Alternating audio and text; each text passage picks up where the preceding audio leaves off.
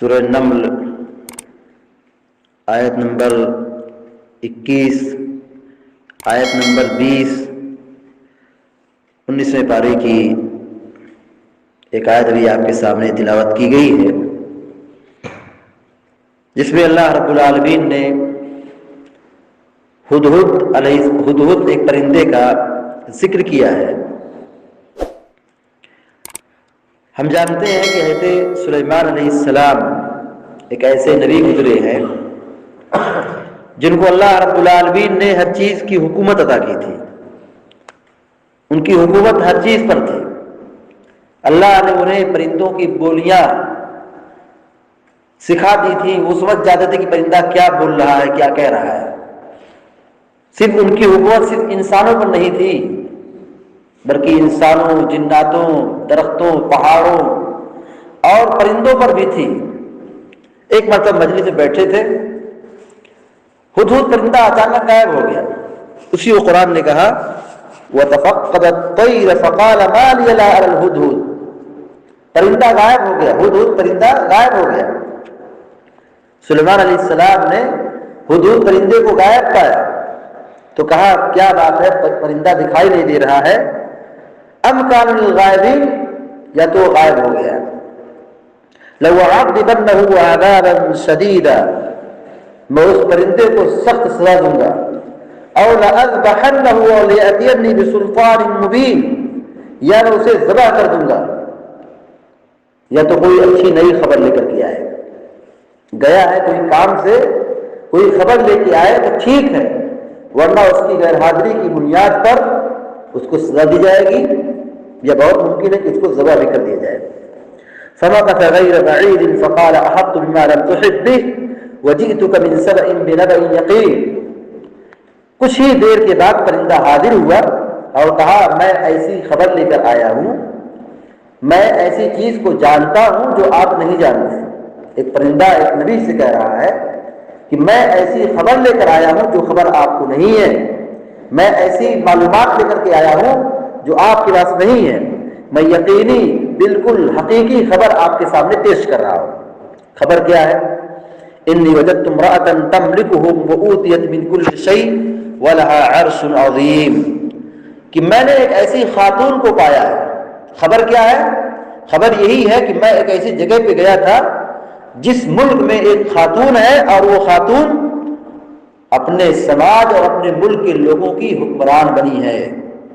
انی وجدت امرأة تملکهم، میں نے ایک ایسی عورت کو پایا ہے جو وہاں کے لوگوں کی ملکہ ہے، جو وہاں کے لوگوں کی رانی ہے، بادشاہ ہے۔ وَأُوتِيَتْ مِنْ كُلِّ شَيْءٍ، اور اس کے پاس ہر چیز کا خزانہ موجود ہے۔ وَلَهَا عَرْشٌ عَظِيمٌ، اس کے پاس ایک بہت ہی عمدہ تخت ہے جس پر وہ جلوہ افروز ہوتی، جس پر بیٹھتی ہے۔ وَجَدتُّهَا وَقَوْمَهَا يَسْجُدُونَ لِلشَّمْسِ مِنْ دُونِ اللَّهِ وَزَيَّنَ لَهُمُ الشَّيْطَانُ أَعْمَالَهُمْ فَصَدَّهُمْ عَنِ السَّبِيلِ فَهُمْ لَا يَهْتَدُونَ۔ کہا ایک دوسری بات تو یہ ہے کہ وہ خاتون مشرکہ ہے، وہاں کے لوگ مشرک ہیں، وہاں کے لوگ کو میں نے پایا ہے کہ وہ اللہ کو چھوڑ کر سورج کو سجدہ کرتے ہیں۔ وہاں کے لوگوں کو میں نے پایا ہے کہ وہ سورج کو سجدہ کرتے ہیں، یعنی اللہ کی عبادت نہیں کرتے ہیں بلکہ سورج کی عبادت کرتے ہیں۔ وہ مسلمان نہیں ہے، مشرک قوم ہے۔ شیطان نے ان کو خوب بہکا کے رکھا ہے، اپنے ان کے اعمال کو ان کے دلوں میں بالکل بہترین اور مزین بنا کے پیش رکھا ہے، برائی کو اچھا بنا کے پیش کیا ہے۔ شیطان کا یہ کمال ہے، شیطان کی یہ چال ہے، جتنی بھی برائیاں ہیں ان برائیوں کو بہت بہترین انداز میں بنا کے پیش کرتا ہے کہ تاکہ لوگ اس کے جھانسے میں پھنس جائیں۔ فَصَدَّهُمْ عَنِ السَّبِيلِ، شیطان نے ان کو راہ راست سے، اچھے راستے سے، نیک راستے سے دور رکھا ہے۔ فَهُمْ لَا يَهْتَدُونَ، یہ لوگ ہدایت یافتہ نہیں ہو سکتے، یہ لوگ ہدایت یافتہ نہیں ہیں۔ حضرت سلیمان علیہ السلام کو ایسی خبر آئی کہ وہاں پہ عورت حکمران ہے۔ ایک تو یہی بات غلط ہے، عورت کا گھر اس کا ٹھکانہ ہے، عورت اپنے گھر کے اندر رہے۔ یہ کیا مطلب کہ ملک کی وہ رانی بن جائے، شہزادی، اور ملک کی وہ حاکم بن جائے، حکمران بن جائے، ملکہ بن جائے؟ یہ اس کی فطرت کے خلاف ہے۔ سوچئے ایک ایسی بات ہے کہ پرندہ اس کو برداشت نہیں کر پایا۔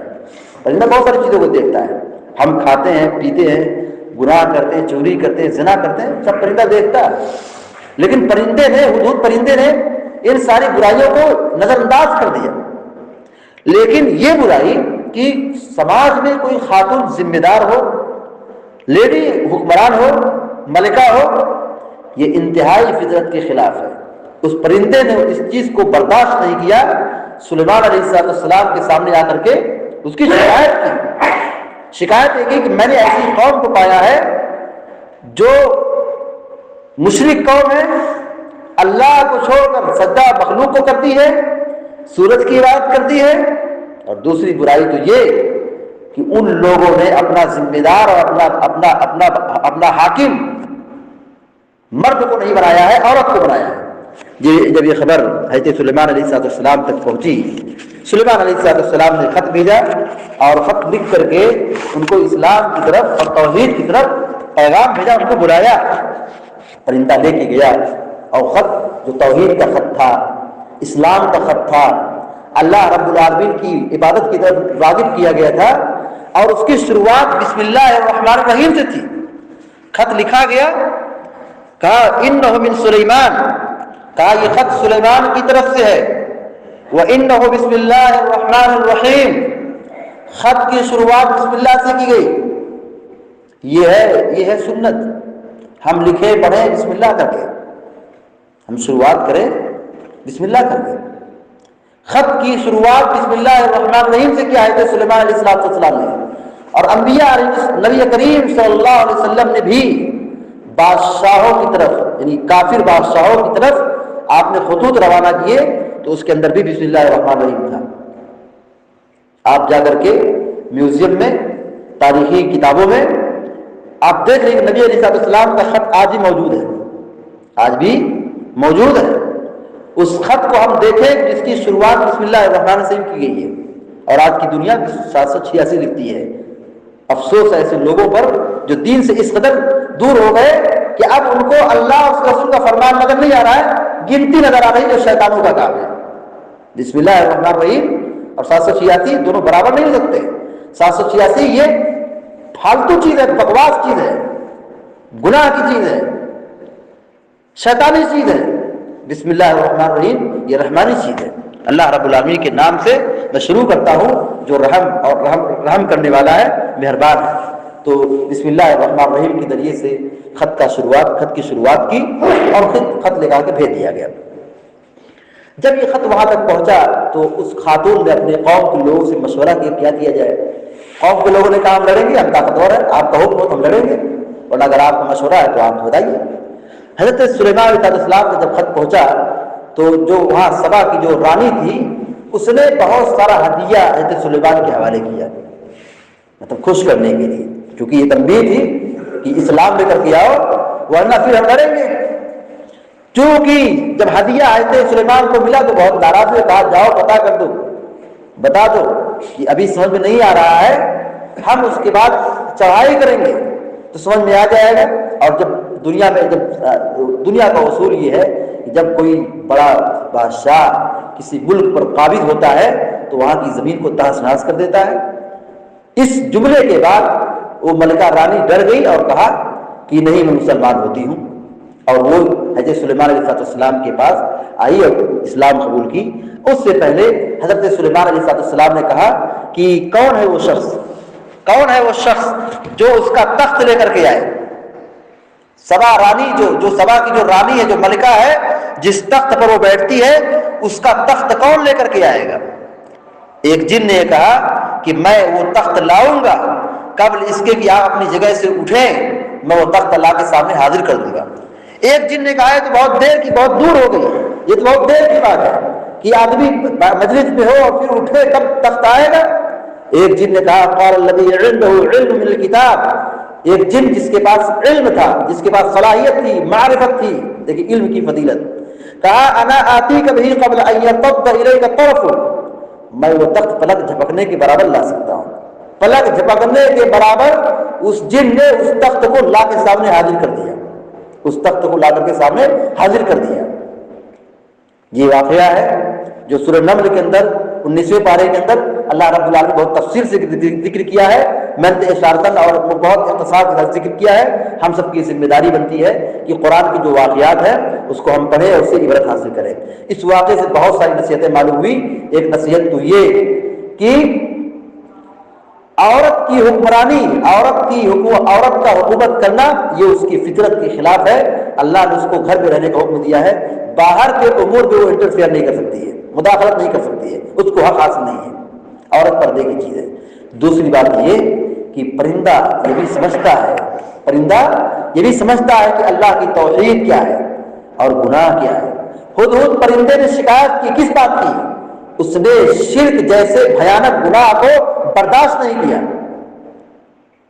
شرک جیسے بھیانک گناہ کو اس نے برداشت نہیں کیا اور آگے فوراً شکایت کی، کہا کہ وہ قوم اللہ کو چھوڑ کر کے مشرک ہے، اللہ کو چھوڑ کر کے سورج کی پوجا کرتے ہیں۔ تیسری نصیحت معلوم ہوئی کہ علم کا بڑا فائدہ ہے، علم سے جان بچتی ہے۔ ہدہد پرندے کے پاس علم تھا، وہ علم لے کر کے آیا تھا، تب اس کی جان بچ گئی، ورنہ اس کی جان بچنے والی نہیں تھی۔ اور وہ جن جس کے پاس علم تھا اسی نے کہا تھا کہ میں تو وہ پلک جھپکنے کے برابر لا دوں گا۔ دوسرا جن اس سے طاقتور تھا، اس نے کہا کہ نہیں میں تو ابھی لاؤں گا جب یہ مجلس ختم ہوگی، لیکن جس کے پاس علم تھا، جس جنات کے پاس علم تھا، اس جن نے یہ کہا کہ میں تو وہ چیز، وہ تخت پلک جھپکنے کے برابر میں اس کو لا دوں گا، اور لا کے سامنے کھڑا کر دیا۔ اللہ رب العالمین سے دعا کرتے کہ اللہ تبارک و تعالیٰ ہم سب کو، آپ سب کو کہنے اور سننے زیادہ عمل کرنے کی توفیق عطا فرمائے، اور توحید پر سلامت رکھے، ایمان پر سلامت رکھے، اور ہر قسم کی گمراہی سے ہم سب کی حفاظت فرمائے۔ آمین رب العالمین۔ اقول قولی ھذا واستغفر اللہ لی ولکم ولسائر المسلمین فاستغفروہ انہ هو الغفور الرحیم، وصلی اللہ علی نبینا محمد وعلی آلہ وصحبہ اجمعین۔ السلام علیکم ورحمۃ اللہ وبرکاتہ۔